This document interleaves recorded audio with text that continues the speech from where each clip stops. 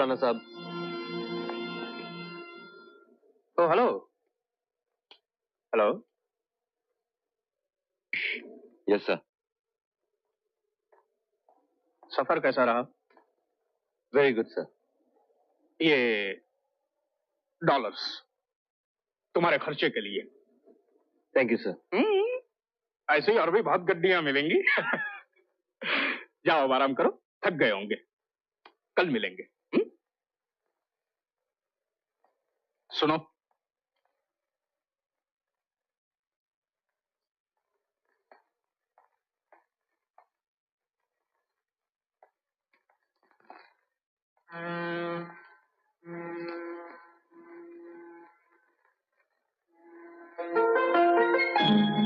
ये सड़क देख रहे हो?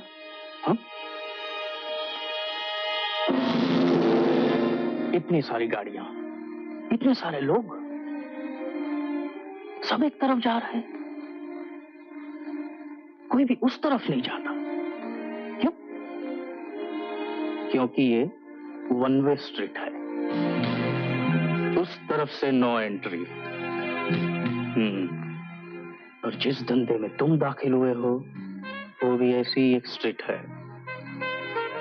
आदमी अंदर तो आ सकता है लेकिन बाहर नहीं जा सकता। हाँ, सब धंधे के अपने अपने कुछ कायदे हैं। क्या करें? और तुम्हें इसी बात को याद रखना है, समझे? आइए, तशरीफ लाइए।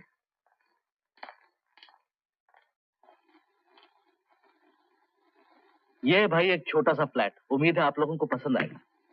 बहुत अच्छा है, हमें बहुत पसंद है। मिस्टर, माफ कीजिएगा मैं अपना तारुफ कराना भूल गया। मेरा नाम है आफताब, आफताब अहमद। लाहौर पाकिस्तान का रहने वाला हूँ। 7-8 बरस से रोजी रोटी की तलाश में वतन छोड़ दिया, मगर वतन की याद नहीं छोड़ती। वैसे आप लोग कहाँ के रहने वाले हैं? जी हम लोग इंडिया बॉम्बे के रहने वाले हैं। मैं ये फ्लैट सिर्फ हिंदुस्तानी और पाकिस्तानी को ही देता हूँ। मेरा मकसद पैसे कमाना नहीं है, खुदा का दिया सब कुछ है। बस आप जैसे लोगों के पड़ोस से वतन छोड़ने का एहसास, उसकी तकलीफ कम हो जाती है। परदेश में मेरा और मेरी बीवी का वक्त कट जाता है। आदाब। ये है मेरी बेगम सायरा, ये मिस्टर विकी कपूर और उनकी बेगम जी मेरा नाम रीटा है। भाई साहब यहाँ किचन कहाँ है? किचन तो अच्छा खासा है मगर वो मैं आपको कल दिखाऊंगा, इसलिए कि आज का खाना आपका हमारे साथ है। बिल्कुल, आज आप खाना हमारे साथ खाएंगे। तुम क्या चाहती हो, तुम्हारे पापा क्या चाहते हैं, मैं कुछ नहीं जानता। मैं बस इतना जानता हूँ जब तक मेरा भाई वापस नहीं आ जाए मैं शादी नहीं कर सकता। लेकिन रवि, तुम जानती नहीं मेरी माँ कितनी परेशान है। दिन भर दहलीज पर बैठकर एक जिंदा लाश की तरह अपने बेटे विकी या उसकी कोई खबर का इंतजार करती रहती है। इस वक्त मुझसे कहूँ माँ ये मेरी मंगेतर है, मैं इसे शादी करना चाहता हूँ, नहीं ये नहीं हो सकता, ये बिल्कुल नहीं हो सकता।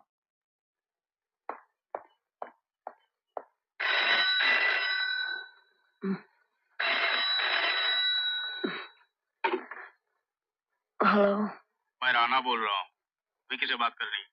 किसका फोन है? राणा। हेलो। सुनो, 15 मिनट में मेरी गाड़ी तुम्हें पिकअप करने आ रही है।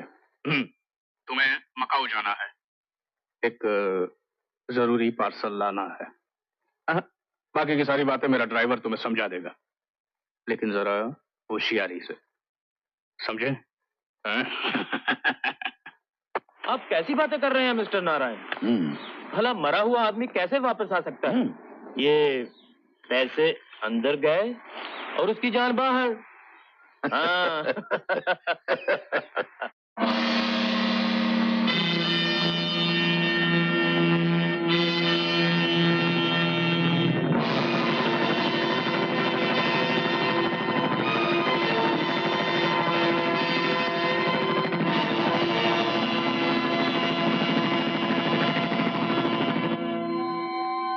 राणा अभी तक तुम्हारा आदमी आया नहीं तो अब क्या आएगा? मेरा ख्याल है तुम मेरा एडवांस वापस कर दो। सिर्फ 15 मिनट और रुकते हैं, नहीं तो आपको आपका एडवांस वापस मिल जाएगा।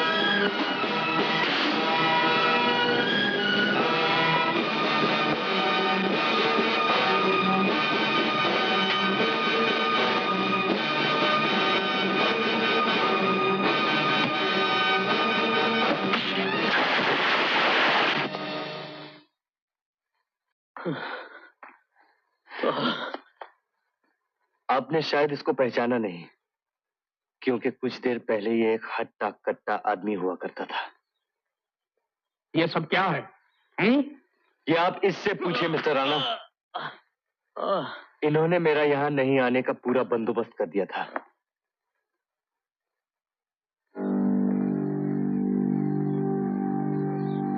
क्या ये सच है? मैं पूछता हूँ, क्या ये सच है?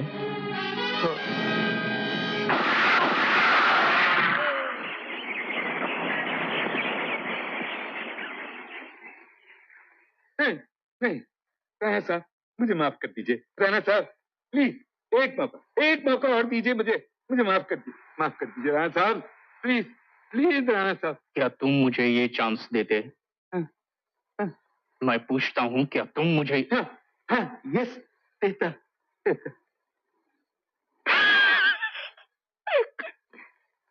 इन दैट केस मुझे इसे भी एक मौका और देना चाहिए।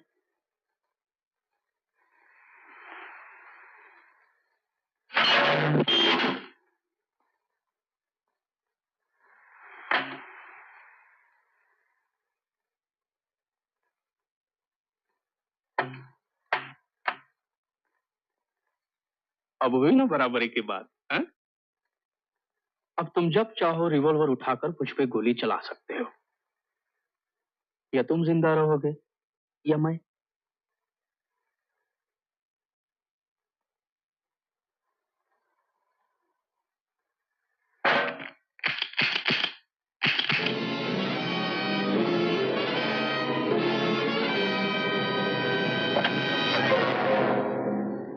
एक कहावत मैंने सुनी थी कि कभी कभी खाली बंदूक भी चल जाती है, लेकिन ये कहां चली?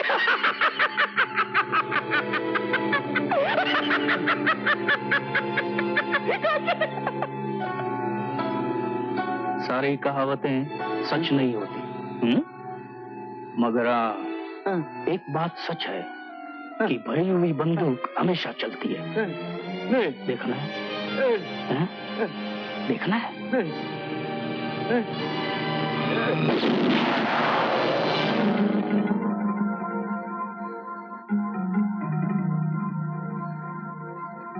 बारूद की खुशबू मुझे बहुत अच्छी लगती है।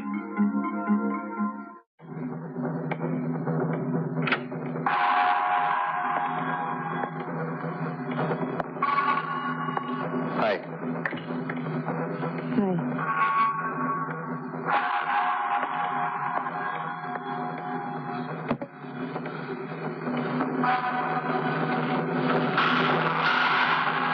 ये क्या देख रही हो?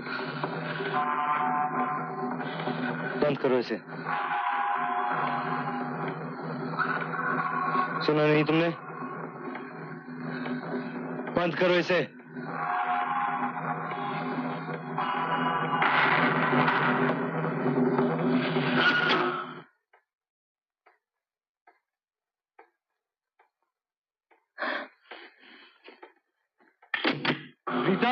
मैं ये प्रोग्राम देखना चाहती हूँ। और अगर तुम्हें नहीं देखना तो दूसरे कमरे में चले जाओ। बंद करो ये बकवास। मैं कहता हूँ बंद करो। नहीं बंद करती। मैं ये देखना चाहती हूँ कि जो जहर तुम और तुम्हारे साथी बेच रहे हैं उसका असर और उसका अंजाम क्या होता है। तुम नहीं देखना चाहोगे अपने दिए हुए जहर का असर? हाँ, डॉक्टर की दी हुई दवा से जब मरीज अच्छा होता है तो क्या उसे खुशी नहीं होती? तो फिर तुम्हें क्यों तकलीफ हो रही है ये देखकर कि तुम्हारे दिए हुए जहर से लोग कितने तबाह हो रहे हैं, कितने मर रहे हैं? तुम्हें तो खुश होना चाहिए। बंद करो ये बकवास और बंद करो ये टीवी। चिल्लाओ मत मिस्टर विकी कपूर। ना तो मैं आपकी नौकर हूँ और ना ही आपकी बीवी। ये बात अलग है कि मैंने हमेशा तुम्हें अपना जीवन साथी समझा है, लेकिन तुमने मुझे कभी ये हक नहीं दिया। तुम मत जताओ मुझ पर ये हक। हाँ,